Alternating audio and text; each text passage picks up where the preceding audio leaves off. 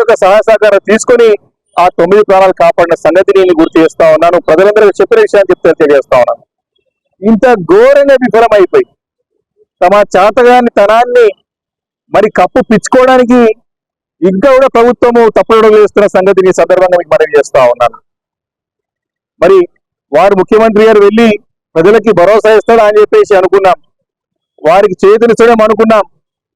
Just కారులో jeep లో ఎన్నికల ప్రచారానికి వెళ్ళినట్టు చేతి ఊపుకుంటూ వెళ్ళిపోయి ప్రజలకి ఎలాంటి హామీ ఇవ్వకుండా ఎలాంటి భరోసా ఇవ్వకుండా తిరిగి వచ్చిన సంగతి మనం చూసాం, కల్లారా చూసాం ఖమ్మంలో.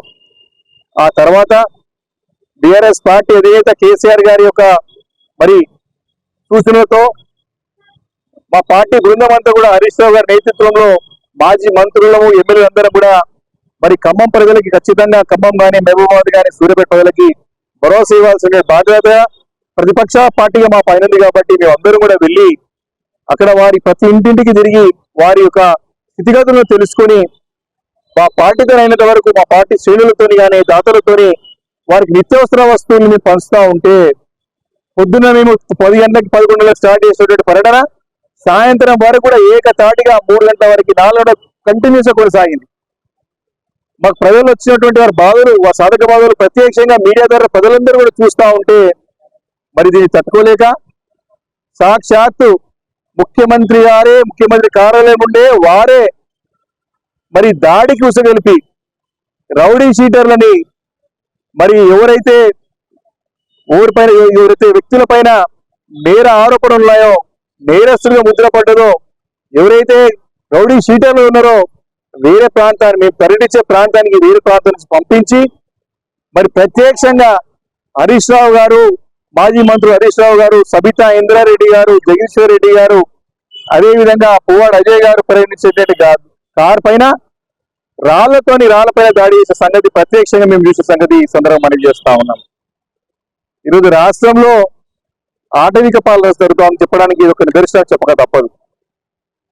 ఈరోజు లా అండ్ ఆర్డర్ లేదని చెప్పడానికి, కంట్రోల్ లేదని చెప్పడానికి ఇది ఒక ఉదాహరణ. ప్రజలకి సహాయం చేద్దామని చెప్పినటువంటి ప్రతిపక్ష పార్టీ ఎమ్మెల్యేల పైన, నాయకుల పైన ఈ రకంగా దాడులకు ఎవరు సగలుపుతున్నారంటే ప్రత్యక్షంగా ముఖ్యమంత్రి గారే. వారి ఆధారాలతో పాటు మేము ముందుస్తా ఉన్నాం.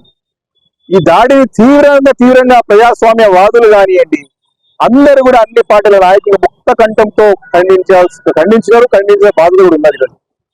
ప్రజలకి కష్ట సమయంలో వారికి సహాయపడాల్సినటువంటి బాధ్యత మనందరిపై ఉన్నది. ఇలాంటి సమయంలో మీకు రాజకీయాలే, ప్రతి నిమిషం రాజకీయాలే, చావులో రాజకీయాలే కావాలి, బతుకులో రాజకీయాలే కావాలి. కాబట్టి మేము వెళ్ళి ఎవరికి ధైర్యాన్ని ఇస్తే అక్కడ రాజకీయం చేసి మాకు, ఎందుకంటే ఆ ముందు రోజు పోయినటువంటి ముఖ్యమంత్రి గారి పైన ప్రజలు తిట్టుపోయినారు, అక్కడ మట్టెత్తి పోసినారు. మీరు పనికి రారు. గతంలో కేసీఆర్ గారు ఉన్నప్పుడు మాకు అలర్ట్ చేశారు. కేసీఆర్ గారి పరిపాలన ఉన్నప్పుడు మాకు శిబిరాలు ఏర్పాటు చేశారు. మాకు నిత్యావసరాలు కాదు, తిండి తిప్పలు చూసినారు. ప్రత్యేకమైన శిబిరాలు ఏర్పాటు చేసి మా బాగోగులు చూసినారు, మాకు ముందే అలర్ట్ చేశారు. కానీ ఈ ప్రభుత్వం విఫలమైందని చెప్పి వారి ముఖం మీద చెప్పినప్పుడు దాన్ని తట్టుకోలేక, జీర్ణించుకోలేక బీఆర్ఎస్ పార్టీ తరఫున మీ బృందమందరం వెళ్తే కూడా ప్రజల నుంచి మాకు వచ్చేటువంటి ఆదరణను చూసి తట్టుకోలేక వారే ప్రత్యక్షంగా ప్రణాళిక రూపొందించి మరి అక్కడికి కాంగ్రెస్ రౌడీలని గుండాలను పంపించి మా పైన దాడికి యత్నించే సంగతిని సందర్భంగా మీ అందరికి మనవి చేస్తా ఉన్నాను. కాబట్టి దీనిపైన తక్షణం మరి చర్య తీసుకోవాలా, చట్టపరమైనటువంటి యాక్షన్ తీసుకోవాలా అని మేమందరం కూడా ఎమ్మెల్యేలు రోజు కలిసి మరి అడిషనల్ డీజీ మన మహేష్ భగవత్ గారిని, లా అండ్ ఆర్డర్ బ్యాగేజ్ గారికి కలవడం జరిగింది. తప్పకుండా వారిపైన చర్య తీసుకుంటామని హామీ ఇవ్వడం జరిగింది. నిన్న కూడా ఎఫ్ఐఆర్ చేశాం. ఎవరైతే కారకులను వాళ్ళు చేశామని చెప్పారు. మా బాధ అంతా కూడా ఏంటంటే ఈ దాడి కార్యక్రమం అంతా కూడా పోలీస్ సమక్షంలో జరిగింది. అక్కడ ఉన్నటువంటి ఇన్స్పెక్టర్ కానీ, అక్కడ ఉన్న పోలీసులు కానీ వారు వారించే ప్రయత్నం చేయలేదు. అంటే ఇది ఏమని అనుమానం వస్తుంది? ఇది మొదటిసారి కాదు. ఇదే ఒక హరీష్ రావు గారి ఇంటి పైన, సిద్దిపేటలో వారి ఇంటి పైన ఇదే కాంగ్రెస్ పార్టీ గుండాన్ని ఉసగొల్పి ముఖ్యమంత్రి గారి కార్యాలయం నుంచి ప్రణాళికలు రూపొందించి వారి ఇంటి పైన దాడి చేసే ప్రయత్నం చేశారు. రెండోసారి కూడా వారి యొక్క ఇంటికి వెళ్ళి మరి పెద్ద ఎత్తున ఇబ్బంది పెట్టే ప్రయత్నం జరిగితే, పెద్ద ఎత్తున ప్రతిఘటిస్తే మళ్ళా అది కూడా మరి ప్రజల దృష్టికి వచ్చి సంగతి మనం చేస్తున్నాం. ఇది మూడవసారి.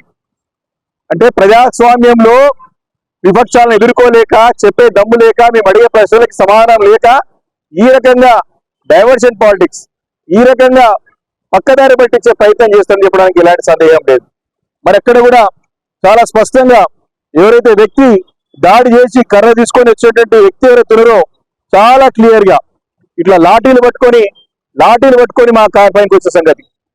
ఒకటే ఒక వ్యక్తి, ఇద్దరు వ్యక్తులు వేరే ప్రాంతాలకి వెళ్ళి వచ్చి మరి అక్కడ దాడి చేసే ప్రయత్నం చేశారు. వాళ్ళు ఎవరయ్యా అంటే ప్రత్యక్షంగా ఈ రకంగా పోలీసుల పైనే, పోలీస్ ఇన్స్పెక్టర్ గారి పైనే, భుజం పైనే చేతేసి ఒక గుండా, ఒక రౌడీ మరి చేస్తున్నాడంటే ఈరోజు రాష్ట్రంలో ఏ రకమైన శాంతి భద్రతలు కాపాడుతున్నారు ముఖ్యమంత్రి గారు అని ప్రశ్నిస్తా ఉన్నాం. ఇంత క్లియర్ గా పోలీస్ ఇన్స్పెక్టర్ గారి పైనే వారు వాడిస్తా ఉంటే వారిపైన భుజం మీద చేసి మరి వారు ఆడే నాటకం, రౌడీ షీటర్ ఆడే నాటకాన్ని మరి ప్రభుత్వం ప్రోత్సహిస్తుందా అని ప్రశ్నిస్తా ఉన్నాం. ఈ వ్యక్తులు ఎవరో కాదు, సాక్షాత్ ఎవరు శిబిరంకెళ్ళి వచ్చినారు,